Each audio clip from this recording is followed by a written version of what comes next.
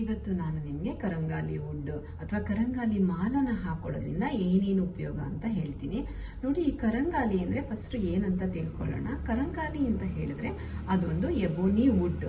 ಆ ವುಡ್ ಇಂದ ನಾವು ಮಾಲ ಮತ್ತೆ ಬ್ರೇಸ್ಲೆಟ್ಸ್ ಎಲ್ಲಾನು ಮಾಡಿಸಿರ್ತೀವಿ. ನೀವೇನನ್ ಬೇಕಾದ್ರೂ ಹಾಕ್ಬೋದು. ಇವಾಗ ನೀವು ಗಮನಿಸಬಹುದು, ತುಂಬಾ ಜನ ಸೆಲೆಬ್ರಿಟೀಸು ಆ ವುಡ್ಡಿದ್ದು ಮಾಲ ಎಲ್ಲ ಹಾಕಿರ್ತಾರೆ. ಅದು ಒಂದು ಬ್ಲ್ಯಾಕ್ ಕಲರ್ ಬೀಡ್ಸ್ ಆಗಿರುತ್ತೆ.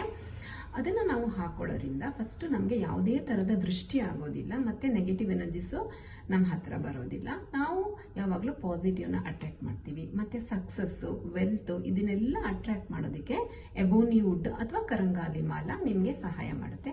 ಅದು ಯಾವ ತರ ಇರುತ್ತೆ ಅಂದ್ರೆ ನೋಡಿ, ಅದು ಈ ತರ ಇರುತ್ತೆ. ಇದು ಕರಂಗಾಲಿದು ಮಾಲ, ಇದ್ರದ್ದು ಬ್ರೇಸ್ಲೆಟ್ ಕೂಡ ಬರುತ್ತೆ. ನೀವು ಏನನ್ನು ಬೇಕಾದ್ರೂ ಯೂಸ್ ಮಾಡಬಹುದು.